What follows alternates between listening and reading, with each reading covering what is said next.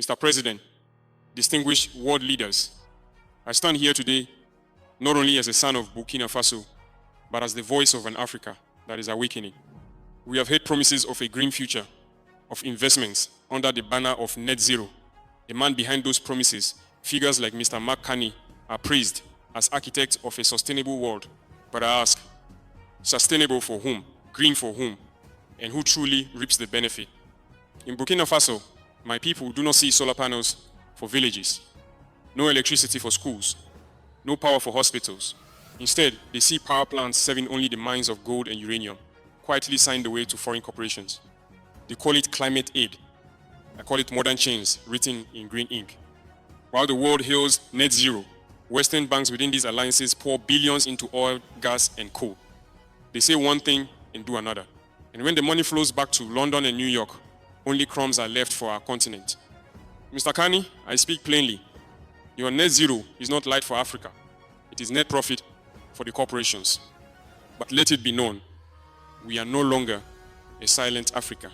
We have learned from Sankara that a people who accept to live on their knees will die on their knees. And I declare here before the United Nations, Africa will not sign another contract that sells away its future. We do not need beautiful promises written on white paper. We need electricity in every home, climate justice, and a fair order. If the world truly wants sustainable development, then start by returning to Africa the right to control its own resources. The story begins on the 27th of August, 2025, when Mark Carney first unveiled his pledge to bring billions of dollars into Africa's green transition. The announcement was celebrated across international headlines. For Burkina Faso, a nation often overlooked on the global stage, the promise seemed like a rare moment of recognition. Carney's coalition of banks and investment funds declared that the money would help deliver renewable energy projects, from solar power to rural electrification. In the villages of Burkina Faso, families allowed themselves to imagine a future where their children could study under electric light, where clinics would no longer struggle without power, and where clean energy could replace the burning of wood and charcoal. But when the engineers and contractors finally arrived, reality looked very different. The solar arrays were not built near schools or villages. The transmission lines did not extend into rural communities.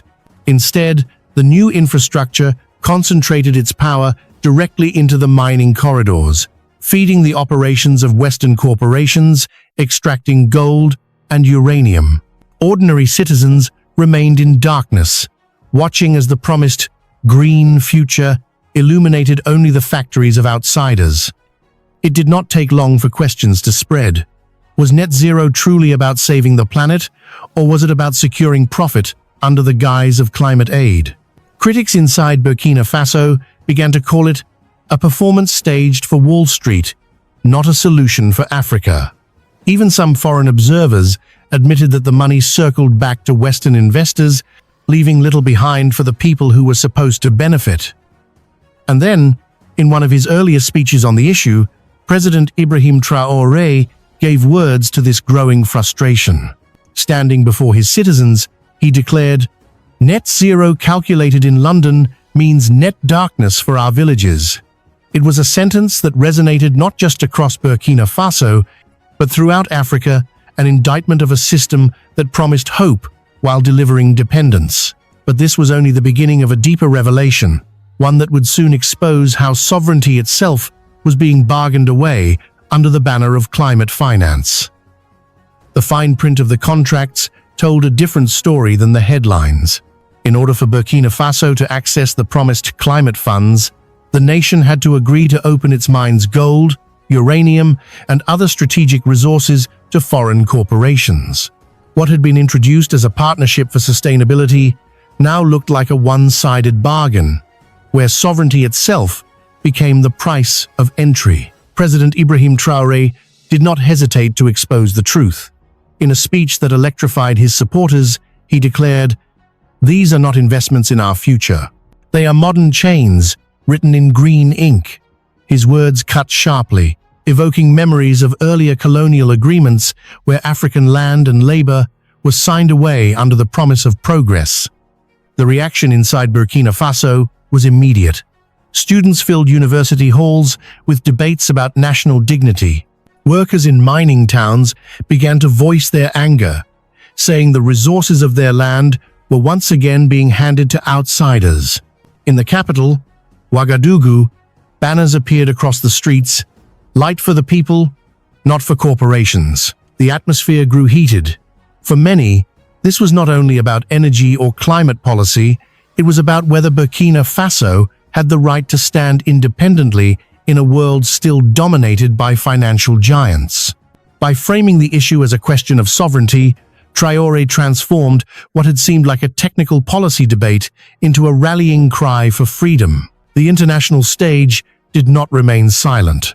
In London, New York, and Brussels, financial elites defended Carney, praising him as the man who could align global capital with climate goals.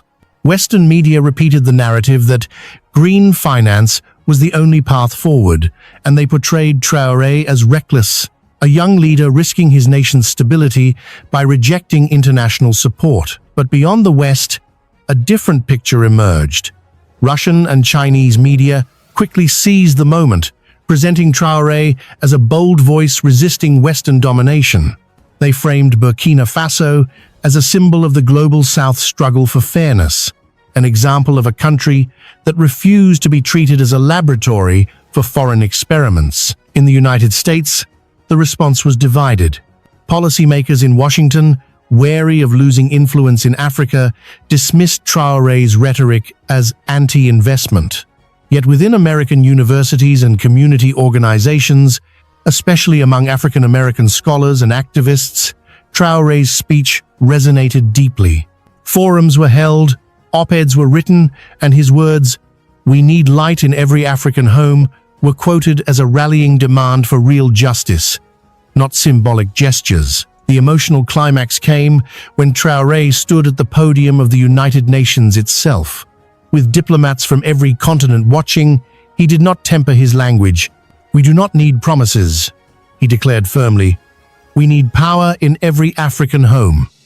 The hall fell silent, and for a moment, the weight of truth hung heavier than the polished speeches before him. It was no longer just about Burkina Faso. It was about the moral credibility of the entire Net Zero project.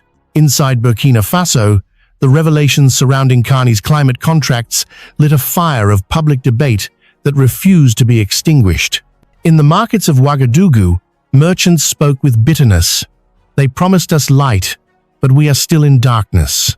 The only light shines on the mines." In rural villages, where people still relied on kerosene lamps, elders asked why the wealth of their soil was flowing outward while their children studied under candlelight. President Ibrahim Traoré became a focal point of this frustration, not as its target, but as its champion. By calling out the hidden terms of the agreements, he positioned himself as a leader defending the dignity of ordinary citizens. In schools and universities, students painted murals of Traoré alongside Thomas Sankara, reviving the memory of past revolutionary ideals. For the young generation, he was no longer just a president. He was a symbol of resistance against manipulation dressed as aid. The political effect was profound. Parties and politicians who had previously aligned with Western donors suddenly found themselves on shaky ground. Their legitimacy crumbled as the public demanded leaders who would prioritize Burkina Faso's independence.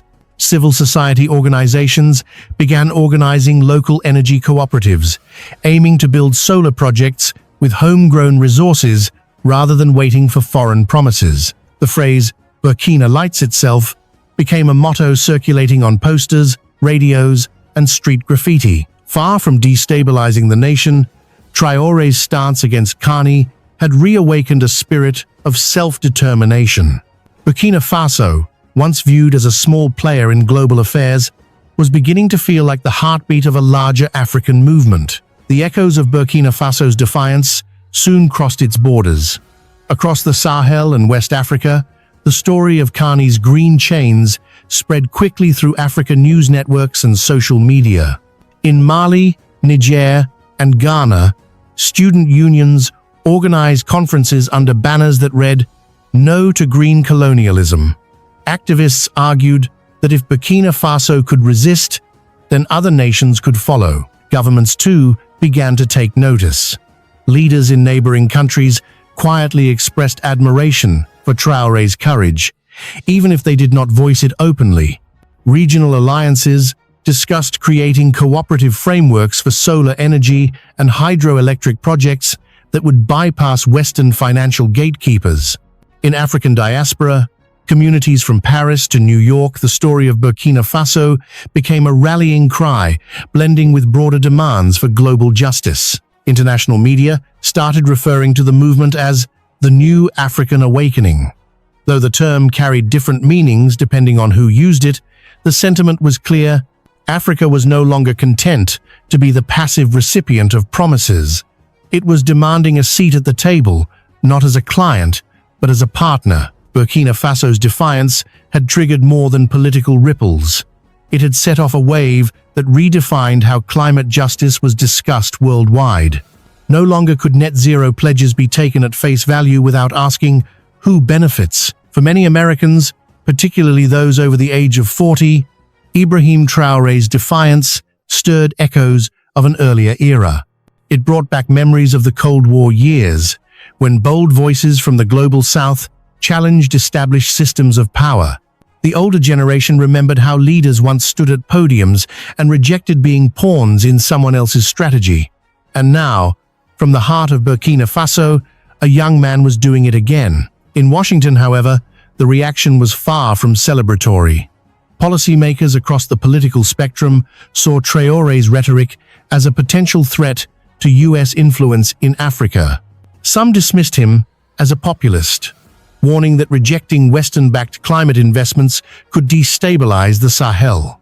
Think tanks published reports arguing that if Burkina Faso turned away from Carney's coalition, it would inevitably fall into the arms of Russia or China. To many in government, the debate was not about justice or dignity, it was about geopolitics. But beyond the corridors of power, a different sentiment was growing. At universities such as Howard, UCLA, and Princeton, students and scholars debated Traoré's words, calling them a moral challenge that America could not ignore. Among African-American communities, his speeches resonated deeply.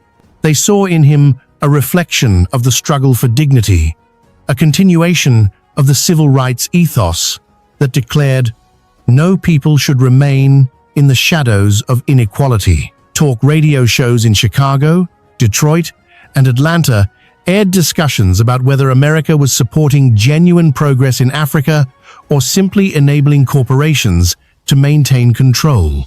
Some callers asked openly, do we really want to be remembered as the nation that praised Carney while ignoring Traoré's call for justice?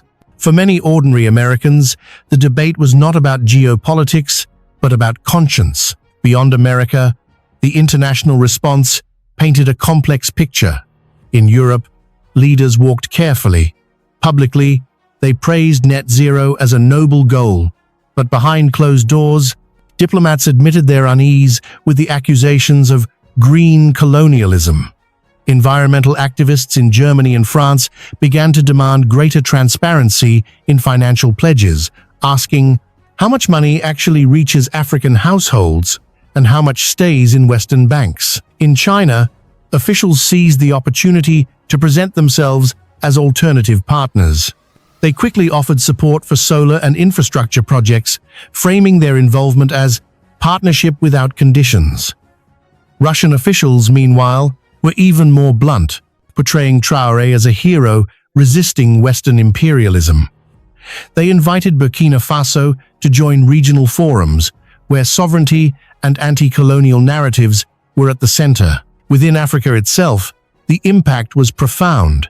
Governments that had quietly tolerated foreign dominance began to sense the political risk of ignoring their people's demands.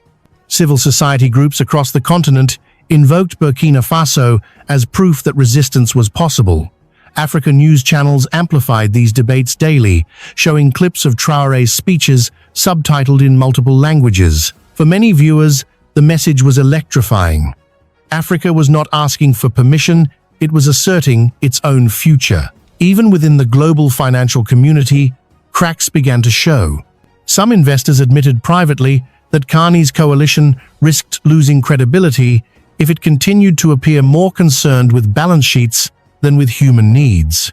Journalists began asking Carney directly, "How do you respond to claims that net zero is serving Wall Street more than Ouagadougou?" What began as a local dispute between a small West African nation and the machinery of global finance had now escalated into a worldwide conversation. The question was no longer whether Burkina Faso would bow to outside pressure. The question was whether the global system itself could withstand the challenge of one leader declaring, "We need power for the people, not profit for the powerful." Just when many believed that Burkina Faso would be left cornered, forced either to accept Western terms or sink into isolation, an unexpected announcement shook the narrative. President Ibrahim Traoré unveiled the nation's first major solar energy project built without Western financing. The initiative was backed by a coalition of local engineers, regional partners, and modest but determined contributions from friendly nations in the Sahel. The symbolism was powerful. Villages that had waited decades for electrification suddenly saw panels rising in their fields. Lights flickered on in schools where children had always studied by candlelight. Mothers in rural clinics witnessed refrigerators preserving vaccines for the first time. It was a modest start, but for ordinary Burkinabe, it meant far more than the billions Carney had promised. This was not just an energy project, it was proof that Burkina Faso could chart its own course. The message was clear: we can build light without chains. International observers, who once dismissed Traoré's defiance as empty rhetoric, now had to confront a living example of independence in action. The ripple effects of that project reached far beyond Burkina Faso's borders. Other African nations, inspired by Traoré's defiance, began to explore their own alternatives. The Sahel states discussed forming an energy alliance that could pool resources and technology. Across the continent, the success was hailed as a turning point, the dawn of a model where Africa did not beg for light, but built it. Global institutions took notice. Invitations poured in for Traoré to speak at forums once reserved for seasoned leaders. Headlines read, "From Ouagadougou to the world, Burkina Faso's light shines beyond its borders." Meanwhile, Mark Carney, once shielded by applause, faced a new wave of scrutiny. Journalists pressed him with uncomfortable questions. Why had a small nation achieved what trillion-dollar funds claimed was impossible? The balance of power shifted. No longer could Western leaders assume that promises of aid guaranteed obedience. Burkina Faso, a country many had overlooked, had demonstrated that dignity and determination could change the global conversation. For millions watching across Africa and beyond, Ibrahim Traoré was no longer just a head of state.